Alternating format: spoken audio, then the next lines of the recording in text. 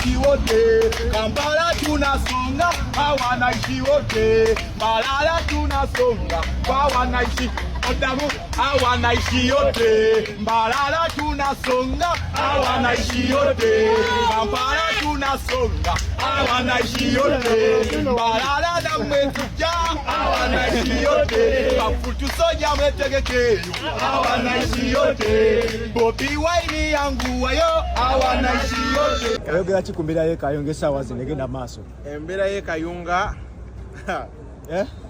Bana sina shenjogerako naye neda sina shenjogerako.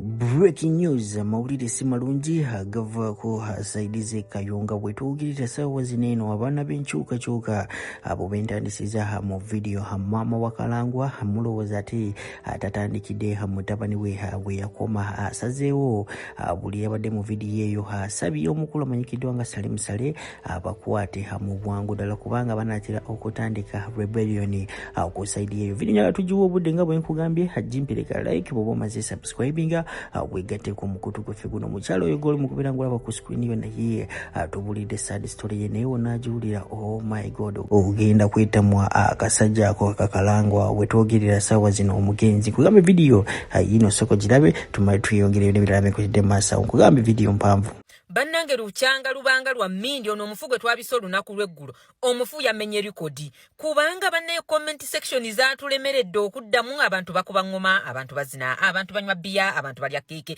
abantu bobata mmere, abantu baleeta baseppiki, ab'enkune basomba. Bannange kiki?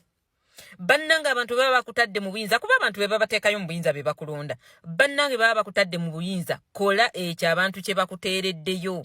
Bannange abantu nga bazinye singa Katonda yabadde kumpi wano nga mumulabako nze mmanyi mwandi muwadde ebirabo. Yesawa Katonda ndooza mwandi muwadde ebirabo bye. Nze bannaye nakoze video nga n'omuntu ono simumanyi naye nga binsobedde. Wallahi nze omusajja ono nabadde simumanyi. Nze nazze buzi nembika naye nga neebuuza lwaki abantu bajaganya. Okitegeera bannange comment section yokka nga ejjudde nga messages 2,000 nga rest in peace kalimu kamu. Bannange nze natidde ensi eno. Bannange omuwala omulala najja n'agamba mbutwali mu court session. Omwami oyo n'atugamba mbunno temuyina walala gye muyinza kundoopa mu Uganda yonna okulekewa Mukama Katonda.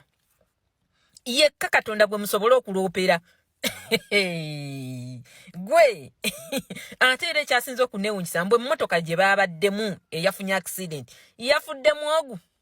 Abalala bonna baawunye ye yekka ye yafudde. Kati abantu b'e Kayunga simanyi mwe mwakubidde Mukama Katonda bulijjo muli ku ssaala kiki?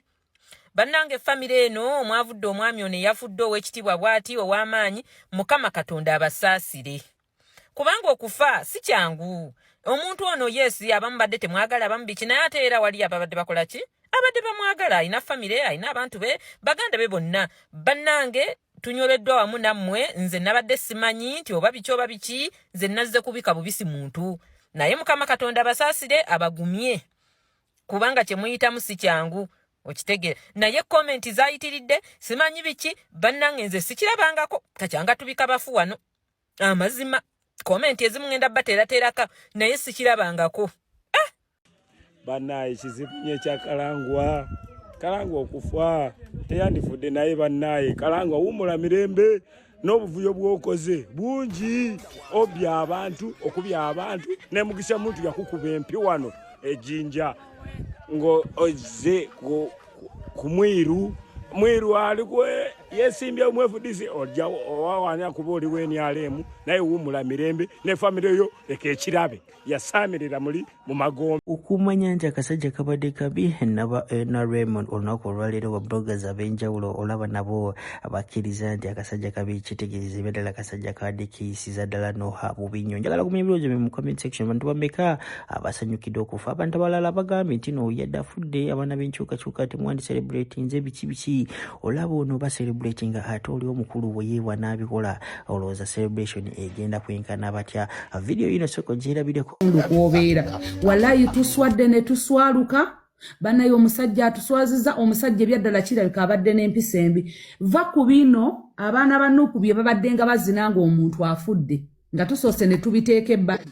wallahi n'aba NRM bennyini babadde basanyufu n'abantu b'oku kitundu kwabadde awangaalira babadde basanyufu Rama abantu babadde nga bafa abaana ba social media ne bazina abanupu kubaggo gwe mulimu gwabwe naye ng'osanga abantu b'oku kyalo kwabadde awangaalira banakuwala ne family right now waliwo video eva okufuluma babloga gye bataddeyo nga bali mu maka g'omugenzi wallahi nga teriiyo n'abantu Rama ekintu ekyo oyinza kyogerako ki kuba tusupportinga NRM tujagala naye kino kya buntu kino tekiri kuba nti oli munnabyabufuzi kino kya buntu weeyisa otya ku kitundu gy'obeera anti kaakati nga tuvudde mu by'obufuzi nti mpagira NRM nti lwaki abannuupu batusekerera nga tufiiriddwa neneeyisa ku kyalo kikulu nnyo ng'ogyeko politics mulimu abantu bebasekerera ku media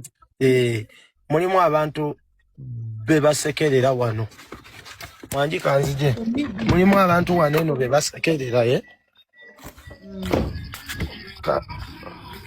Wanji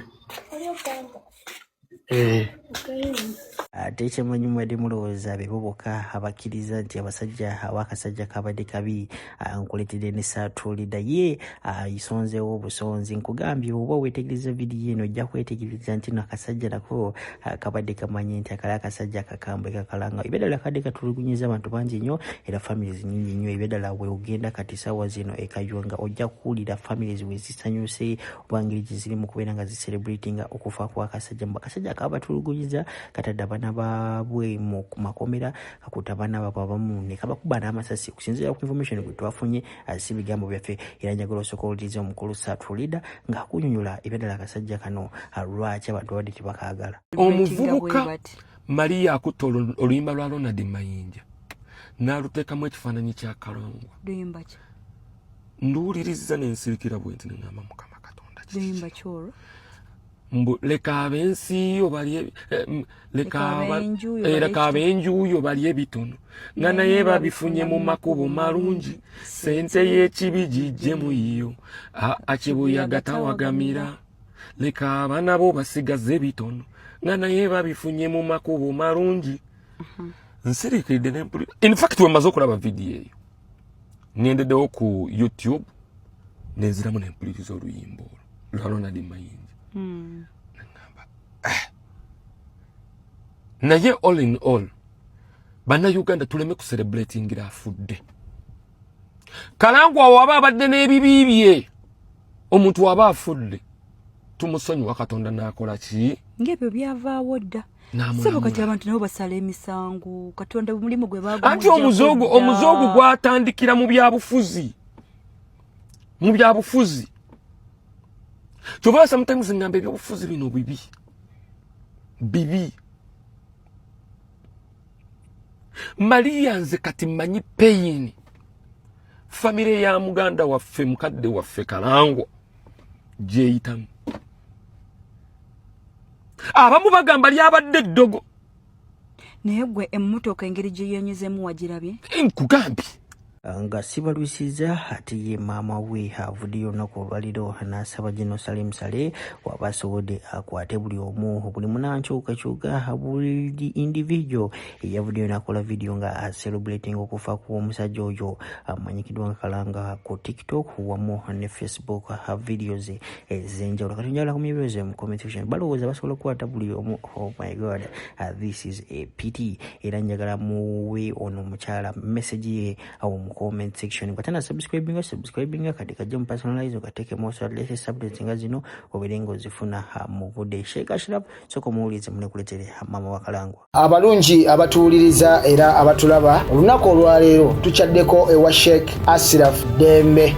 Sebo sanyusa okubalaba amanya agange yeze Sheikh Ashraf Dembe akola ku bizibu byenjawulo omuntu singa abayina ebirwadde musomereddwa tumwa amazzi ga lukuya nga bwo badde ogalaba tugenda abantu ku kyoto omuliro ne twokya emizimu emibi egibabaamu n'okulomba edduwa abantu singa abeera ng'ali wano atuuse sobola okumulombera edduwa ne waba atatuuse nga mpadde amannya ge naye ng'ali wala neetaase ennamba yange yeeno eri 0707363711 nammwe bannyinaffe abali ebweru oyagala okuba nti oyagala okulombera ku dduwa ng'olina ebizibu viza zibuze amaka gakolongotana sente zikola zimpita mu ngalo ojja kumpeereza ekifaananyi kyo n'amannya go ebyo byokka bijja kumala nja kukulombera edduwa ojja kutereera olunaku olusembayo mu mwezi mba n'edduwa eyawamu ffenna n'abalwadde bange abakadde n'abapya. Salaamu alaikum warahmatullahi wabarakatuh.